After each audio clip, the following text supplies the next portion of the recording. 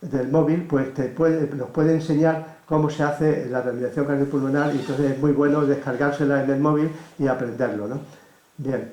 Luego hay un drama tremendo que seguramente han tenido conocimiento ustedes de en algunos casos. Nosotros hemos tenido conocimiento de una familia un poco lejana nuestra, pero que ha sido horroroso, cuando se ha encontrado la madre de madrugada a una niña de 6 meses muerta en la cuna, ¿no? Entonces, el síndrome de muerte súbita del lactante es tremendo.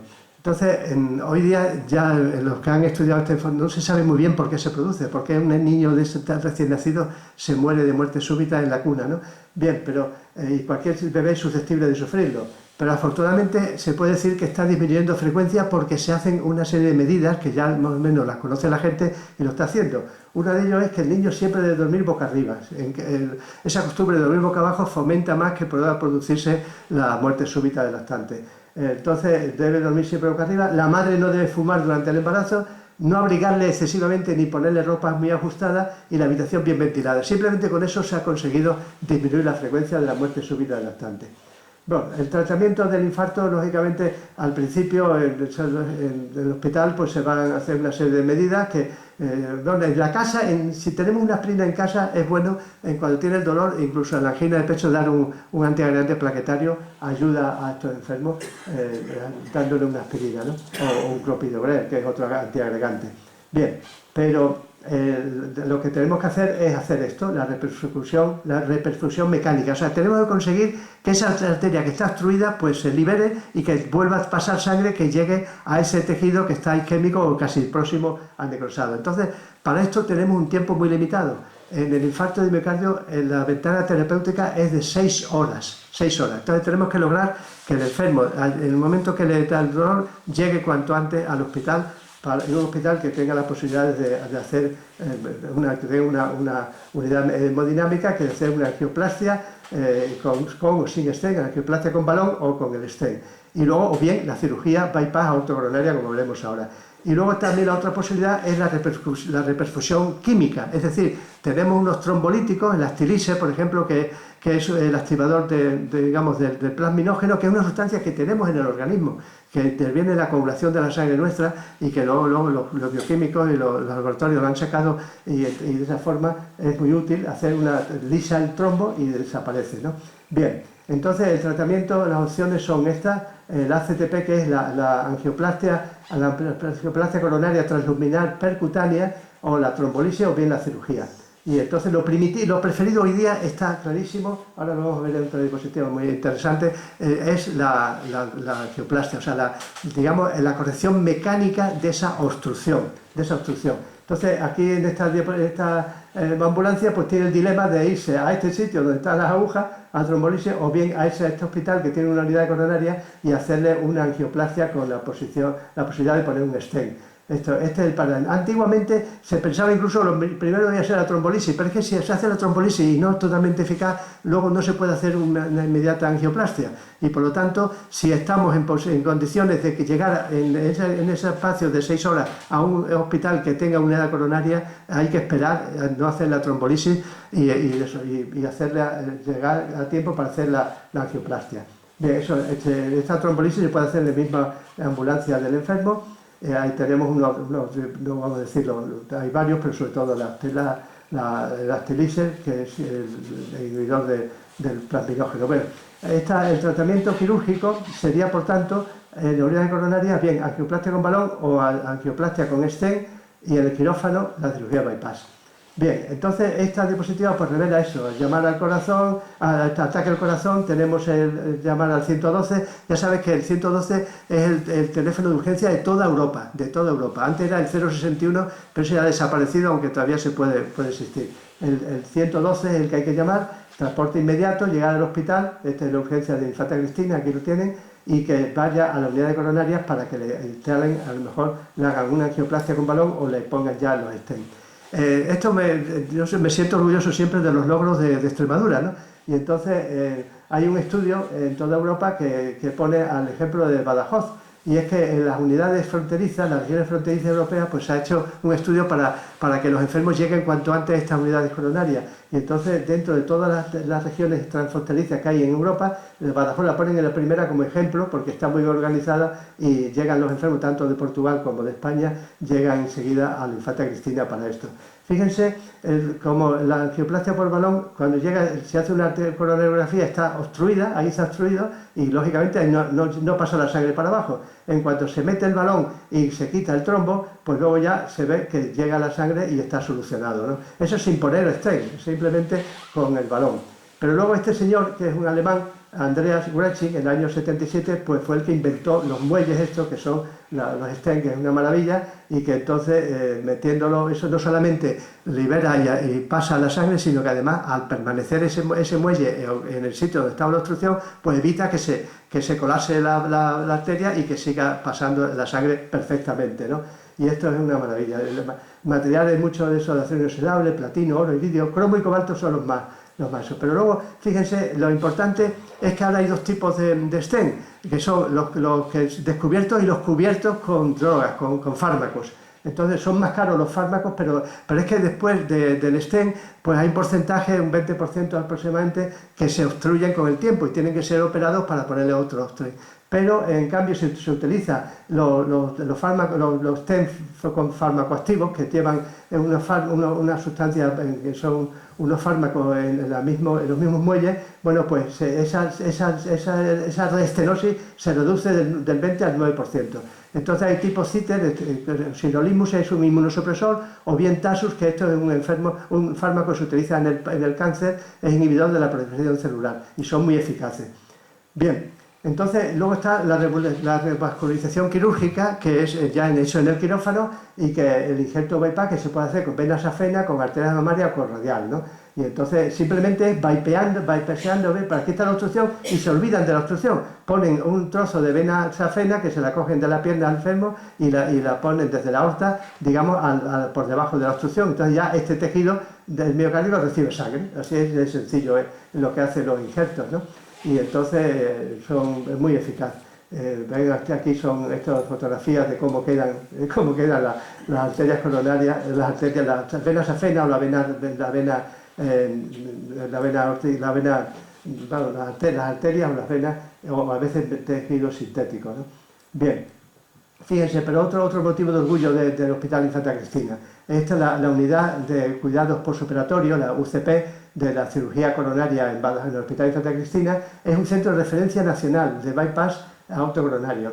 ¿Por qué? Pues porque utilizan ellos una minicirculación extracorpórea, porque claro, en estas operaciones el corazón hay que pararlo y con una máquina corazón-pulmón, y entonces el enfermo sigue funcionando porque le entra la sangre a través de ese corazón artificial que es la máquina de corazón-pulmón, y entonces los cirujanos pues ponen los bypass de una forma tranquila, ¿no? Entonces ellos utilizan esta minicirculación extracorpórea biocompatible, que tiene menos riesgo de anemia postquirúrgica, que no necesita transfusiones y que no induce el síndrome de respuesta inflamatoria total. Utilizando eso han llegado a hacer que estemos al nivel incluso superior al País Vasco y Cataluña, que son los que nos siguen enseguida en este ranking. Extremadura es la que menos, la mortalidad de 2,1, y es que tenemos un equipo de cirujanos cardíacos en Badajoz fabuloso que se han hecho famosos en toda España y son un centro de referencia, ¿no?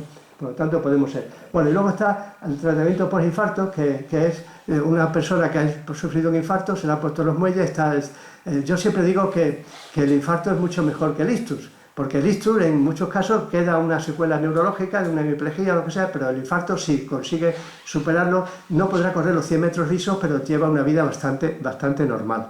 Y entonces, eso, y luego además, si encima hacen rehabilitación cardíaca en estos centros que hay en Badajoz, tenemos la suerte de tener uno muy bueno, pues también mejoran muchísimo. Es una prevención secundaria, esta que decíamos del nivel 2, pero bien hecha, ¿no? Bien, entonces ya, digamos, tengo que ir deprisa porque son muchos temas, como ven ustedes. Pero vamos, en la segunda parte ya se lo he visto. Esto sería lo más importante, lo más reseñable sobre la cardiopatía isquémica, para que queden esas. Ahora vamos a hablar del ictus del cerebro, ¿no? Del ictus celular. Bien, Esto también apareció en el periódico Hoy, esta noticia, el 26 de marzo del 18, sobre Olivia Rueda. Esta señora es una señora, marido cocinilla y 2 hijos pequeños, una mujer feliz que vive con su marido y con sus 2 hijos, montadora de documentales de televisión en Cataluña, y de repente, el 21 de marzo del 2009, su vida cambió. Sufrió un ictus. Quedó hemipléjica del lado derecho del cuerpo y se quedó muda. Porque claro, eso quiere decir que tuvo el infarto cerebral, lo tuvo en el lado izquierdo, que es donde está el centro del habla, el centro de Broca, ¿no? Entonces se quedó muda y tuvo que reaprender a hablar y escribir tras esfuerzos denadados. 9 años después puede hablar con cierta fluidez y dice, sin lenguaje no tenemos nada, es lo que nos distingue de los animales. Entonces escribió un libro que se llama No sabe lo que me cuesta escribir esto. Y en España hay cerca de 420.000 personas con daño cerebral adquirido tras sufrir un ictus. Esta actriz también tan famosa por el instinto básico, Sharon Stone, que tiene, por cierto, un coeficiente intelectual, creo, superior a 160, es una mujer muy lista, bueno, pues sufrió un derrame cerebral, lo ha revelado en una entrevista que le hicieron hace poco, y lo sufrió en el año 2001, cuando tenía 43 años, y tuvo que aprender a hablar, escribir y a caminar. Dice, tenía el 5% de probabilidades de sobrevivir. Lo superó, pero le llevó muchos años de preparación, y casi durante 3 años no pudo escribir ni su nombre, tuve que aprender a hablar de nuevo, pasar los años hasta que volviera a sentir la pierna izquierda, etc. Es sin duda una lucha que ha salido vencedora y que no le ha impedido, que ahora ha seguido haciendo películas, y concretamente los que son amigos de la serie, hay una serie que se llama Mosaic, de HBO, en la que es la protagonista, ¿no? Que es esta serie, y está actuando perfectamente. Bien, en España ha habido muchas mujeres. Fíjense que dije antes que los ictus y los infartos son más frecuentes en las mujeres, porque en todos los ejemplos son mujeres. Montserrat Caballé tuvo un ictus también, del que se superó. Esta señora María Escaño dice, fue como si me dieran con un bate de béisbol en la nuca. O Victoria Prego dice, si no hubiera sido tratada con rapidez, seguramente le llegó a tiempo en eso, porque ahora diré la ventana terapéutica del ictus, que es menor que la del corazón. Y Silvia Pascal, si no puede volver a actuar, le dice otro camino. O sea que en España hay un ictus cada 6 minutos, pero afortunadamente muchos le superan. Esta mujer, fíjense, que tiene ahí la cara desfigurada por el ictus. Bien, entonces se dice que 1 de cada 6 personas en el mundo sufrirá un ictus en el curso de sus vidas, Y claro, la consecuencia es lo que decía antes del infarto, que el infarto, si queda bien, pues tiene una calidad de vida bastante buena, pero el infarto el cerebral, si tiene, bueno, pues queda una secuela, y ya para él, para su familia, para el trabajo donde haga, pues todo es horroroso, ¿no? Bien, entonces, y volvemos a decir la importancia de la mujer. En la mujer, en el hombre, sigue siendo el infarto, pero en la mujer, la primera causa de muerte, si lo hacemos por género, es el ictus por delante del infarto. Bueno, por lo tanto, el ictus es un gran problema de salud pública, una importante emergencia médica, y que la palabra ictus viene del latín golpe, es como un golpe que le hubieran dado, porque es una arteria que se ha destruido por un trombo, bien de un trombo que se ha generado por una placa de ateroma en la misma arteria, o porque un trombo de un émbolo que haya llegado de fuera, ¿no? Bueno, y es la segunda causa de muerte del mundo, como hemos dicho, y la mujer la primera, ¿no? Bueno, todo esto lo vamos viendo. Entonces, el ictus ocurre en el cerebro, eso es lógico. La anatomía del cerebro no vamos a dedicarnos mucho a ello porque no tenemos tiempo. Se dice que usamos solo el 10% es posible. Es un órgano muy complejo, el cerebro, responsable de la personalidad, de la conciencia, el pensamiento, los sentidos, la habilidad del movimiento, etc. Todo esto.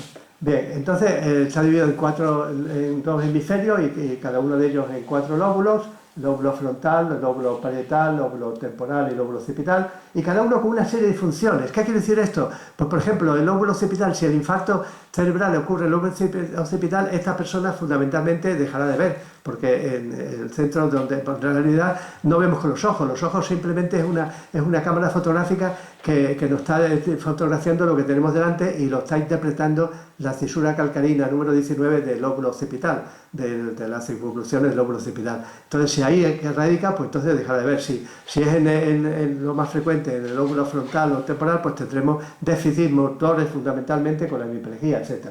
Bien, y esto es curioso porque el centro del habla, que son el centro de Broca y el área de Wernicke, bueno, pues están, en el 95% de los casos están en el hemisferio izquierdo. Por eso esa señora que tuvo ese ictus, pues lógicamente dejó para revisar los músculos de la pierna derecha, pero el infarto estaba en el hemisferio izquierdo, lógicamente, que es el centro de Broca. Bueno, entonces la circulación cerebral, el cerebro, que es el órgano más importante que tenemos, y por eso tenemos una calota craneana de un hueso durísimo que le protege, por eso tenemos la cabeza que tenemos, y para proteger el tejido más importante que tenemos en el cuerpo humano, que es el cerebro, bueno, pues recibe también más sangre que el resto del organismo. O sea, el 2% del peso corporal es el cerebro, sin embargo, recibe el 20% de la sangre que lanza el corazón. O sea, para eso tiene un sistema vascular tremendo. Tiene un sistema anterior por las coronarias y otro posterior por las arterias vertebrales. Entonces luego se reúnen en la base en un círculo que se llama el círculo de Willis. Bueno, pues claro, ese sistema cerebral vascular pues utiliza más oxígeno que ninguna otra parte del cuerpo y lo necesita lógicamente, ¿no? Bueno, oxígeno y glucosa. Ya veremos cuando hablemos de la diabetes que la glucosa, que es nuestra energía, nuestra gasolina, el cerebro no puede estar ni 2 o 3 minutos sin recibir glucosa. O sea que es muy importante.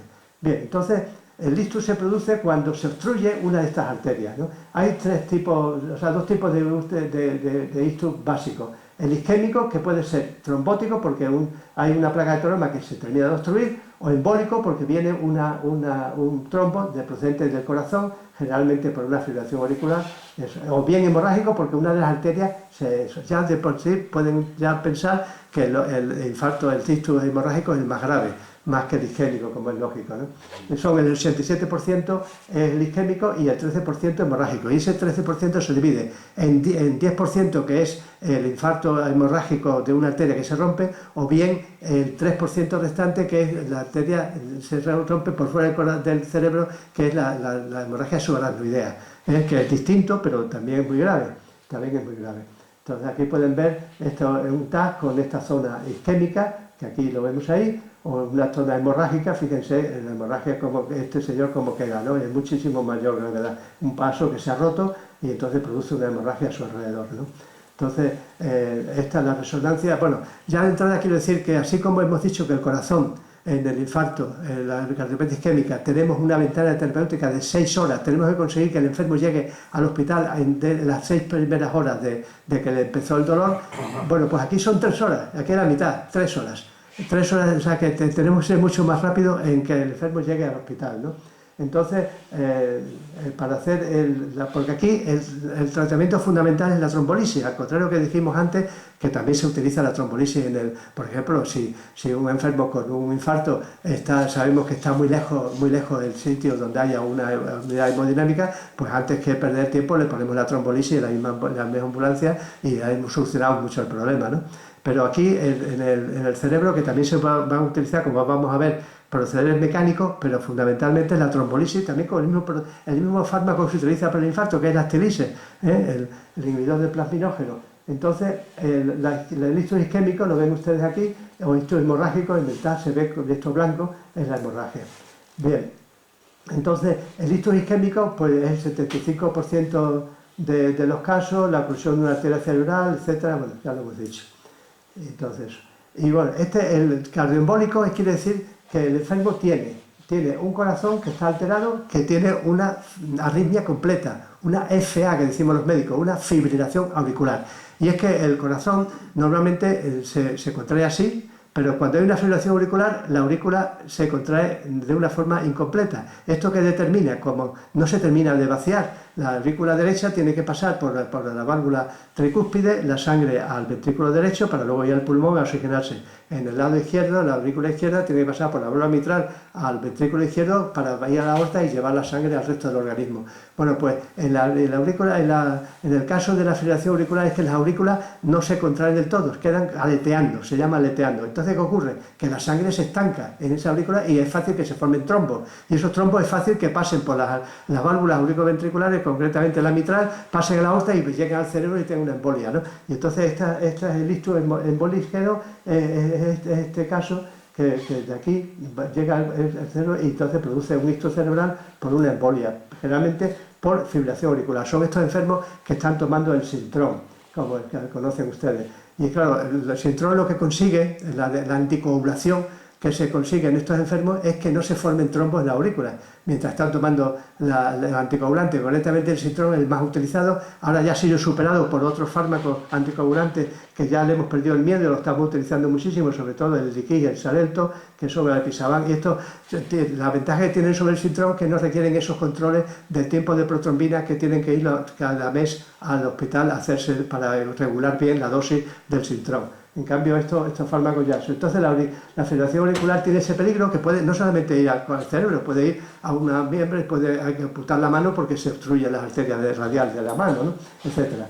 Bien, y también hay unos infartos que se llaman cerebrales, unos ictus, que se llaman TIAs de repetición, que son accidentes químicos transitorios de repetición, que son de menor grado, generalmente vienen de las arterias carótidas, de ateromas que hay en las arterias carótidas, y entonces a estos enfermos hay que hacerle una endarterectomía, hay que sacar el trombo, o bien ponerle también un stent, colocarle stent en las propias arterias carotidias, ¿no? Y luego el ictus hemorrágico es el más grave. El ictus hemorrágico es el más grave, mortalidad más frecuente con hipertensión. O sea, el ictus hemorrágico casi siempre se produce en personas hipertensas. Tiene una elevación tensional y esa elevación tensional pues hace que se rompa un vaso en el cerebro. Ay, Dios mío. Ya está, parecía que había desaparecido, menos mal. Bueno, y entonces este ictus hemorrágico pues tiene ese problema, ¿no? Aquí sería la hemorragia subaracnoidea, que es por fuera, este sería hemorragia interna, y esta hemorragia subaracnoidea, que es otro problema, menos grave, pero también muy grave. Yo tengo compañeros que se han muerto de una hemorragia subaracnoidea.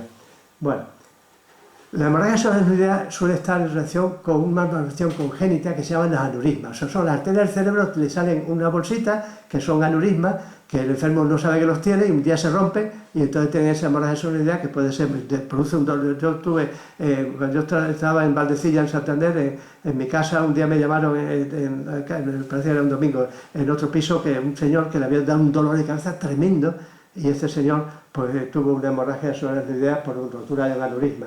Estos aneurismas, pues claro, se forman así y se rompen y entonces, claro, sale la hemorragia, ¿no? Entonces hoy día, antes lo tenían que operar, si se averigua antes de que ocurra, pues de una medicina preventiva se clipa, se quita ese aneurisma y ya no se puede romper, ¿no? Pero hoy día, con el auge en todos los hospitales españoles, y entre ellos el nuestro, el Infanta de Cristina, de la radiología intervencionista, hacen maravilla los radiólogos que son especiales en esto, llegan también por la arteria femoral, llegan al cerebro y entonces meten donde está el aneurisma, meten unas virutas de aluminio y entonces se coagula eso y ya queda así, no lo tocan más y no hace falta abrir el cráneo ni nada, simplemente a través de los vasos pues hacen esa maravilla y se cura, se evita que el enfermo tenga una hemorragia subaracnoidea.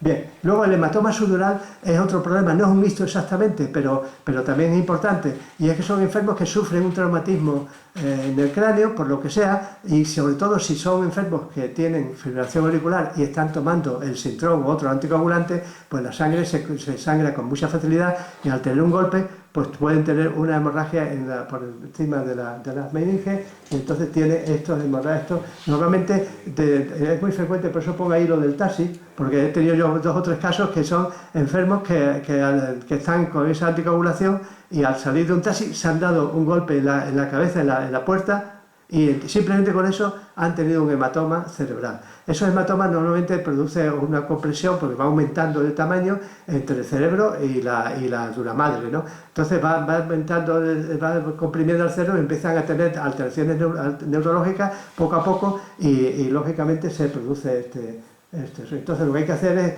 es diagnosticarlo y hacer un trépano y sacar la sangre. A veces se forman unos coágulos tremendos y entonces el enfermo queda curado, pero cuanto antes se haga, menos daño neurológico quedará, ¿no? Bueno, esto es lo del parte del cerebro que está afectado por el ictus, que como saben, en el cerebro, en el sistema nervioso desde el cuello para abajo están las vías nerviosas cruzadas. El hemisferio derecho vigila el movimiento del hemisferio izquierdo y en el otro eso, pero en la cara no, en la cara es el mismo, ¿no? Entonces un ictus que tenga el lugar en el hemisferio izquierdo, pues va a tener una parálisis derecha y está ahí y al revés en este caso. Bueno, pero ahora eso no. Luego está la dominancia hemisférica, que como saben, tenemos un hemisferio que es más dominante. Generalmente el izquierdo, donde está el área de Broca, es los que somos diestros. Pero luego hay muchas personas que son zurdos que lo tienen en el hemisferio derecho, como Chaplin, como Einstein, como Obama, ¿no? Bueno, pues todo esto, hay una serie de gente, el 12,8% más o menos son zurdos. A mí esto es una cosa que yo me he inventado, que a lo mejor es mentira, ¿no? Pero bueno, pero tiene su base. Es la dominancia hemisférica respecto a Nadal. Nadal, como saben ustedes, es un gran tenista, que lo tenemos muchos españoles como si fuera un hijo nuestro, porque es un tío fenomenal y le queremos mucho, ¿no? Bueno, pues este Nadal es diestro, él firma con la mano derecha, firma con la mano derecha, o sea que es diestro, pero su padre y su tío, pues con el fin de que ganara más fácilmente a los rivales que tenía entonces cuando era niño, le obligaron a utilizar la mano izquierda. Y entonces se hizo zurdo en ese sentido de utilizar la mano izquierda, y eso, en mi opinión, pues le ha hecho desarrollar más el hemisferio derecho. El hemisferio derecho es el que tiene las funciones fundamentalmente más espirituales, más con el arte, con la precisión. En cambio, el hemisferio izquierdo es más de las cosas materiales, de los números, etcétera, ¿no? Y entonces este hombre, pues como es diestro, ha desarrollado más el hemisferio derecho. Bueno, pues esa progresión que va teniendo siempre, aunque tenga altibajos y pierda algún partido, pero eso quiere decir que posiblemente tiene un hemisferio derecho por lo menos tan desarrollado como el izquierdo. Bien, ¿cómo se trata esto? Bueno, pues aquí hemos dicho que la ventana terapéutica es de 3 horas, y el tiempo aquí es oro. El tiempo es oro, desde luego hay cada minuto que pasa la repercusión del cerebro es necesaria. Se pierden 1,9 millones de neuronas en cada minuto, una vez que hay el ictus, ¿no? Entonces, esto hay que hacer la trombolisis en menos de 3 horas, Entonces el código ictus, que hay que poner en marcha, hay que, desde luego, llamar enseguida al 112, a transportar al enfermo bien por carretera o bien por vía aérea al hospital, y eso. Y luego, para hacer un tratamiento precoz, lo ideal es que en cada hospital hubiera una unidad de ictus. ¿En unidad de ictus qué quiere decir? Pues una serie de médicos, una serie de enfermeras, de auxiliares, de todo, que estén dedicadas exclusivamente a tratar un ictus, y lógicamente tienen ya unos protocolos y lo hacen de una forma mecánica, y es lo ideal. Pero esto es muy caro, y además tiene que haber neurólogos, eso que estén. Entonces en Extremadura, en España, solamente hay 39 unidades de ictus, entre ellas una en Extremadura que está en el hospital de Cáceres. En cambio, en el Infante Cristiano no hay, pero ya les voy a demostrar que no pasa nada.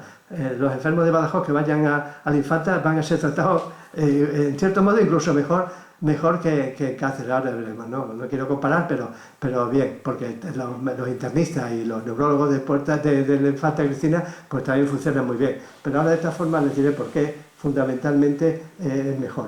Bueno, entonces, ante un ictus hay que hacer las 3 R. Reducir el riesgo de los factores de riesgo cardiovascular. Reconocer los síntomas, esto es muy importante, que veremos ahora, y responder ante la primera sospecha de ictus, llamar de inmediato al 112 para que llegue enseguida al hospital. Esta diapositiva posiblemente es la más importante de todos los que hablamos del ictus. Y es que tenemos que reconocer enseguida que a una persona se le está produciendo un ictus. Entonces, en la escala que llama de Cincinnati, tenemos que, si no, por ejemplo, un hermano nuestro, un pariente nuestro o un amigo, o estamos en una circunstancia, bien en familia o bien en la calle, que con rodeados de amigos, una tertulia, bueno, vemos que uno de repente empieza a hacer cosas raras. Le decimos, se le pide que sonrían, y entonces se ve si al intentar sonreír, si un lado esta, por ejemplo, esta señora, pues ha tenido un ictus en el lado derecho, quiere decir el lado izquierdo, porque en la cara, el lado izquierdo ha tenido un ictus, y entonces ven ustedes que sube la comisura derecha, porque ahí los músculos están perfectos, pero aquí se le cae, o sea, esta ha tenido un ictus. Se le pide que hablen, que digan una frase, o que digan una cosa, y a veces balbucean, no son capaces de articular una palabra, o bien simplemente no dicen nada. Bueno, pues eso también importa. Y luego decirle que levante los brazos, y si se le cae uno, lógicamente es que tiene un ictus cerebral. Entonces, ante esto se llama la escala de Cincinnati. En cuanto a estos síntomas, hay que llamar inmediatamente al 112 para llevar al enfermo al hospital. Y entonces, la prevención del ictus recurrente, pues eso, luego se le puede dar también una aspirina, en fin, una serie de cosas. Bueno, eso es lo de menos. Pero fíjense, esto ha aparecido otra noticia que es muy esperanzadora, aunque todavía no tenemos resultados del ABC, el 6 de abril de este año. Un fármaco acelera la recuperación de la movilidad tras un ictus. Y esto lo publica unos médicos japoneses, de la Facultad de Medicina de Yokohama. El autor se llama Hiroki Abe, se lo ha publicado en Science, y entonces una sustancia que se llama T817 maleato edonérpico. Bueno, entonces han visto que hay una proteína en el cuerpo humano que se llama la CRMP2, mediadora de respuesta de colasina 2, que es responsable de la plasticidad cerebral y del aprendizaje. Es decir, que las neuronas puedan progresar, digamos, y regenerarse gracias a esa proteína. Entonces, este fármaco, concretamente le han llamado T817 maleato edonérpico, se le administra por vía oral a ratones y a monos, y previamente le habían provocado un ictus, y han visto que mejoran muchísimo y que se recuperan mucho antes del ictus que una persona que los ratones que no tomaban nada de esta sustancia. Entonces administraron a la mitad de los animales al mismo tiempo que seguían tratamiento habilitador. Entonces los que lo recibieron ese fármaco mejoraron muchísimo. La conclusión: potencia la plasticidad neuronal.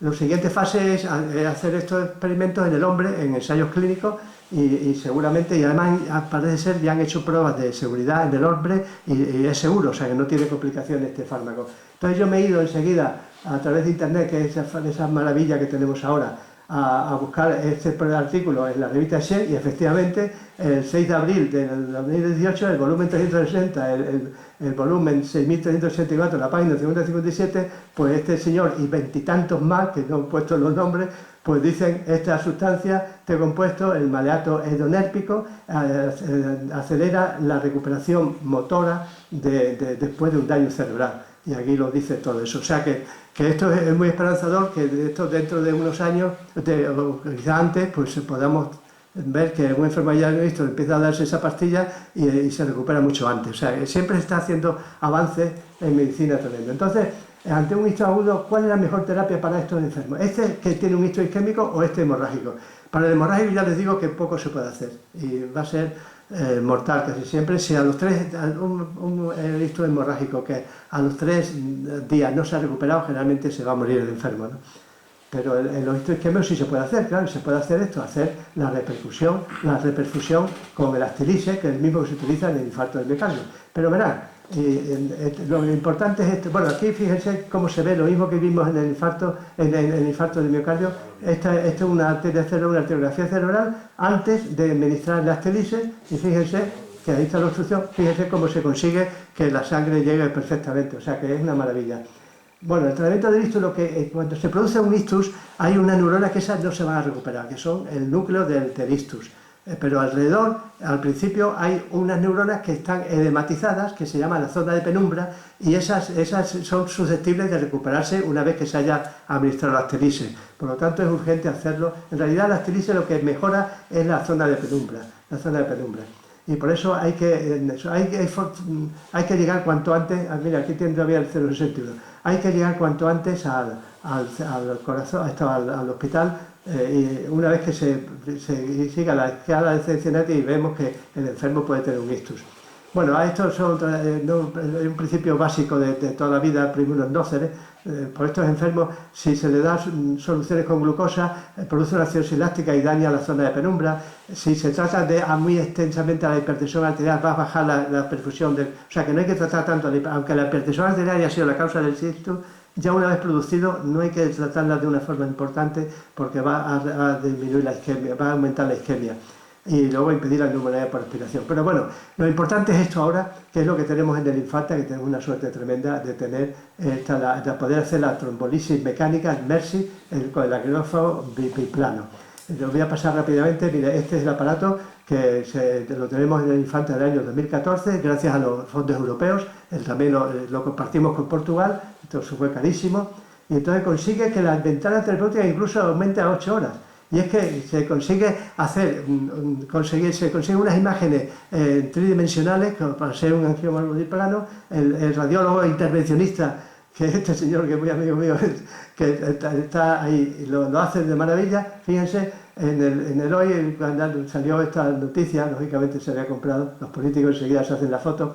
Bueno, pues entonces permite ver cómo se mete en una celda, en una bolsa de un muelle, el trombo, y lo sacan. O sea, que sacan el trombo, y esa persona pues no tiene eso. Bueno, esto ya vimos lo del ictus hemorrágico. Eso. Bueno, lo peor del ictus son las secuelas. La gran discapacidad permanente, la hemiplegia que tienen los enfermos, y luego hace falta rehabilitación, lógicamente, hay muchos tipos de rehabilitación. Y lo importante es que ahí llegar a tiempo. Meta hacer llegar al paciente al hospital dentro de las 3 primeras horas. Entonces veis aquí, por vía de una ambulancia, este es el hospital, el servicio de urgencia de la Infanta, y aquí el aeropuerto que hay delante de la Infanta, pues aquí hay que llegar cuanto antes, ¿no? Pero es que luego, una vez que llega al hospital, hay también otra urgencia, y es lo que se llama la hora de oro. La hora de oro es, porque claro, no he hecho énfasis en esto, pero el dilema del ictus es saber si es isquémico o es hemorrágico, y para eso hay que hacerle un TAC o una resonancia, y para demostrarlo, porque claro, si es una hemorrágica, es un ictus hemorrágico y le damos el actilise, pues aumentamos la hemorragia. Entonces tenemos que estar seguros que es un ictus isquémico para darle la actilise, ¿no? Entonces, eso, pero una vez que está en el hospital, pues tenemos que, desde lo que se llama puerta aguja, y no pasen más de 60 minutos. O sea, tiene que el enfermo pues, transportar, llegar a rayos X, hacerse la resonancia y luego ya llegar a eso de hemodinámica para ponerle la inyección, ¿no? Entonces, la urgencia de trombolisis es menos de 60 minutos. Esto es fundamental. Bueno, aquí voy a pasar rápidamente porque esto es todo lo que hemos dicho, pero la verdad es que el final más feliz tiene aquí este señor. Después de pasar por todos estos caminos, todos estos, bueno, pues, eso, al final, pues se le ha hecho, sobre todo aquí en un plano en el Infanta, y el señor sale recuperación completa. Esto es el ideal, o sea, un señor que estaba amenazado de tener la hemiplegia ya de por vida. Bueno, pues si se llega dentro de esas 3 horas y se le hace esto, y sobre todo se le extrae el coágulo con este sistema, este angiograma, pues el enfermo queda curado y queda sin secuela. Luego tiene que hacer ya pues, prevención secundaria para evitar que le pase. Yo no me pierdo nunca las ganas de poner esta diapositiva cuando hablo de cosas del cerebro.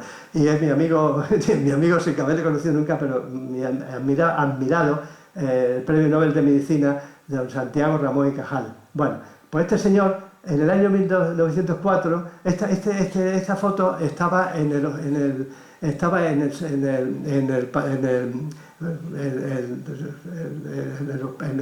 instituto donde yo estudié, que es el Instituto de Enseñanza Media de la calle Menach, de la calle del Obispo.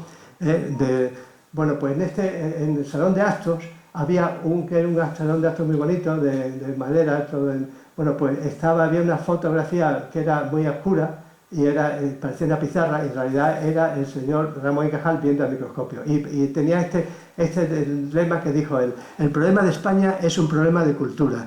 Se pierden los cerebros en la ignorancia como se pierden los ríos en el mar. Y esto, desgraciadamente, sigue siendo verdad ahora mismo, ¿no? Antes decía nuestro querido amigo el rector que la ignorancia es lo peor que hay. Bueno, pues eso, los gobiernos en general no se encargan. Mira cómo ha demostrado nuestro periódico El Interés, porque la gente venga a escuchar esto. La cultura no vende nada, ¿no? Es una pena, pero hasta que no cambiemos ese chip y la gente sea más culta, pues pasarán estas cosas. Bueno, ya finalmente voy a hacerlo más rápidamente porque este es menos importante, pero las otras dos patologías, que no dejan de ser importantes, por supuesto, que puede tener un enfermo como enfermedad cardiovascular, son el aneurisma de aorta y la enfermedad periférica. Bien, la aneurisma de aorta, no voy a hablar de la aorta y todas sus ramas y todas sus cosas, pero vamos, es la arteria más importante del cuerpo, más grande, y tiene una serie de características que hacen que pueda tener patologías. Por ejemplo, la patología en esta enfermedad de Marfan, que son personas famosas que la tuvieron, aparte de Abraham Lincoln, este señor, el presidente norteamericano, lo tuvieron muchos músicos: Liszt, Paganini, Rachmaninoff y Abraham Lincoln. Bueno, pues esto consiste en que esa arteria pues tiene las paredes muy flojas, muy débiles, y se dilata y se forma un aneurisma, generalmente torácico, pero además tiene una serie de características esta enfermedad, que son personas muy altas, enormemente altas, y la distancia de dedo a dedo, si se ponen en cruz, es más alta que la altura corporal, ¿no? Y luego se tienen a las dactilias, fíjense las cosas como doblan. Así intentan ustedes meter el dedo pulgar así.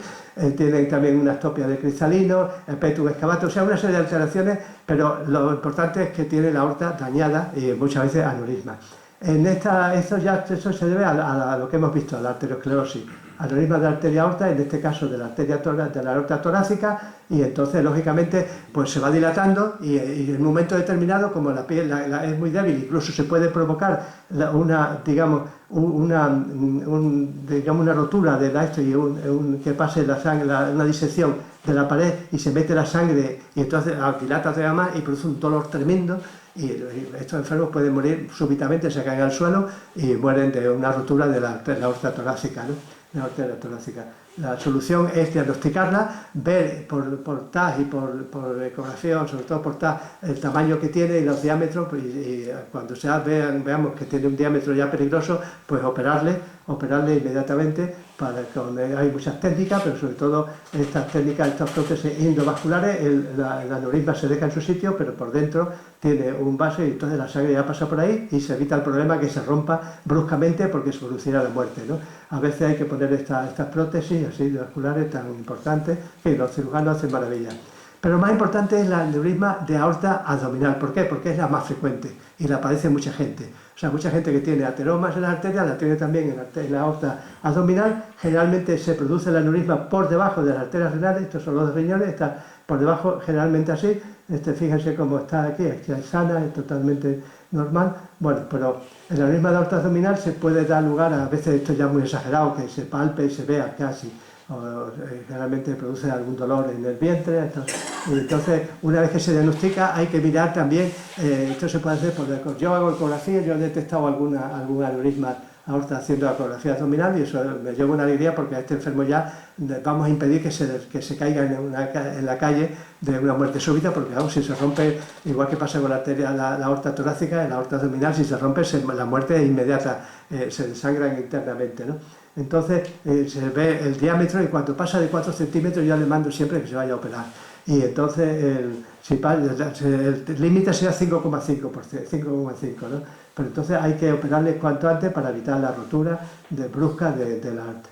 Entonces hay muchas soluciones, se puede operar libremente y quitar digamos, la zona del aneurisma y poner un parche nuevo, pero eso generalmente es una operación muy complicada y además tiene mucha mortalidad. Pero hoy día esto ha mejorado muchísimo con el EVAR. El EVAR consiste en olvidarse del aneurisma y meter a través de la arteria femoral también una prótesis y que solucione esto. Entonces esto se hace así, una maravilla, queda de esta forma así, la aneurisma queda en su sitio, pero digamos, la sangre pasa ya directamente a la ilíaca y a la...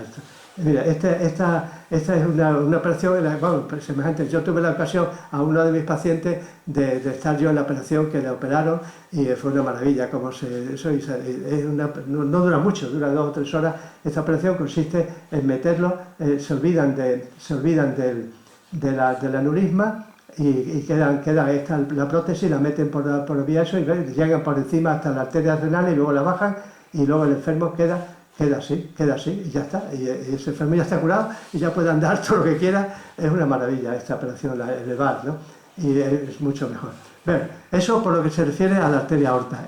Ya finalmente la enfermedad arterial periférica, que también es muy importante, bueno, por las arterias de las piernas, pues también tienen son objetos de tener trombosis, de tener ateromas, y son ateromas felizmente segmentarios, o sea que dejan zonas libres y por lo tanto se puede actuar sobre ellos.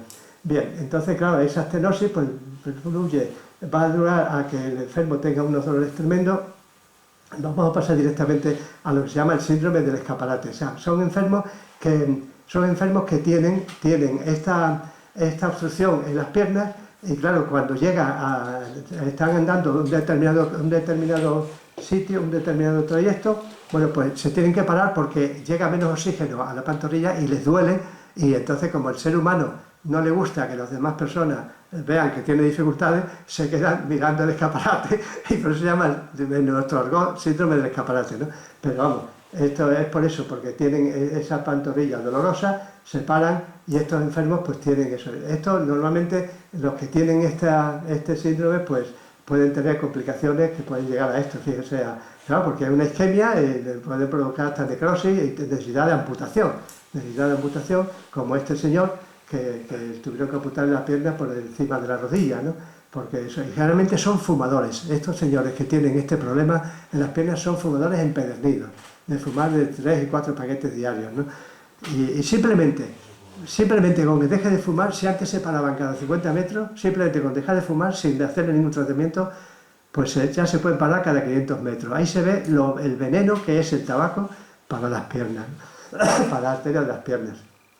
Bueno, la forma de estudiar esto es mediante buscando los pulsos y palpando y haciendo viendo con el Doppler y sobre todo el índice de tobillo-brazo, que es tomando la tensión en los tobillos y en los brazos y dividiendo la tensión arterial sistólica máxima que obtenemos en los tobillos por la que tenemos en el brazo. Entonces, cuando ese índice es mayor de 1 es normal, cuando es menor de 0,9 obstrucción leve, cuando es menor de 0,5 obstrucción moderada y sea o sea que esa es una prueba muy sencilla de hacer y muy buena para saber que hay una claudicación intermitente y un síndrome del escaparate. Bueno, se puede hacer muchos Doppler, se puede hacer con digital, lógicamente, ahora con las técnicas de sustracción se hacen unas maravillas de imágenes y se ve todo esto perfectamente. Bueno, el tratamiento, lógicamente, es farmacológico, tenemos vasodilatadores que mejoran un poco y sobre todo dejar de fumar fundamentalmente. Y luego, aquí sí, en las piernas, sí se puede hacer circulación colateral, o sea, pero la circulación colateral es estimulando al enfermo a que ande.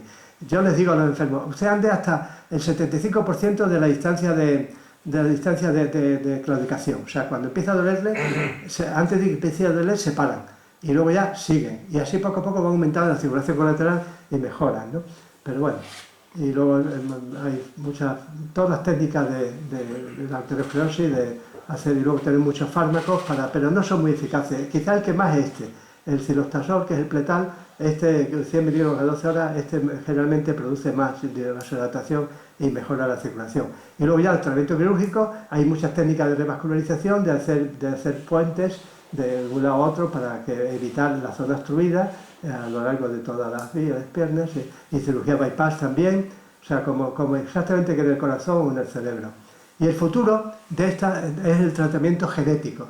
El tratamiento genético, bueno, en general en medicina, el tratamiento genético, que yo desde luego no lo voy a ver, pero cuando se desarrolle va a ser la solución de muchas enfermedades. Hay muchas enfermedades que están en relación con un gen que está alterado.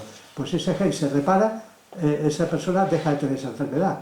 Lo malo es que hay muchas enfermedades que son multigenéticas, como la hipertensión, como la diabetes, etc., ¿no? Pero las enfermedades que son solo un solo gen, si ese gen se repara, pues esa persona deja de tener esa enfermedad. Y aquí lo que se hace no es eso, lo que se hace es transferir genes que fomentan la angiogénesis, que esto se ha descubierto fundamentalmente con los tumores. Muchos tumores desarrollan mucha metástasis porque tienen una capacidad de células cancerosas de aumentar la angiogénesis, o sea, de aumentar muchos vasos para diseminarse, ¿no? Bueno, pues eso también se puede utilizar fármacos que disminuyan esa angiogénesis y en este caso fármacos que la aumenten, ¿no? Entonces a estos enfermos se les pueden transferir genes que aumentan la angiogénesis por el factor de crecimiento vascular endotelial o de los fibroblastos, y eso pues va a aumentar la circulación colateral y ese enfermo que tiene esos problemas en las piernas de circulación pues puede corregirse. Esto también habla del futuro porque todavía no lo tenemos. Bueno, pues ya esta es la última diapositiva en el sentido que quedamos emplazados para que dentro de unos meses, si estos señores me siguen invitando, pues a hablar de estos factores, no solamente la tensión en la diabetes, sino también es muy importante y además hay cosas interesantísimas, el colesterol y del tabaco y de la obesidad. Bueno, pues nada, muchas gracias.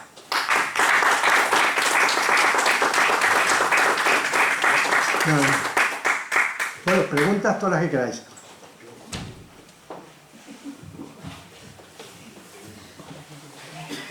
Adelante, nadie tiene ninguna cosa que le pueda pasar o que haya pasado, porque con lo que nos ha sacado ahí tenemos papeletas para repartir. Yo simplemente dos cosas. Primero, muchas gracias. De nada. Y en segundo lugar, pues dijiste, Pedro, que a mí me duelen bastante las pantorrillas.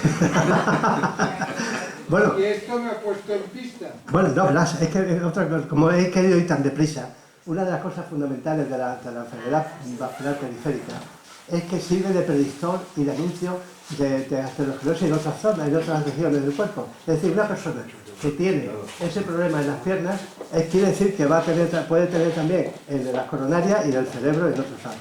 O sea que va todo parejo.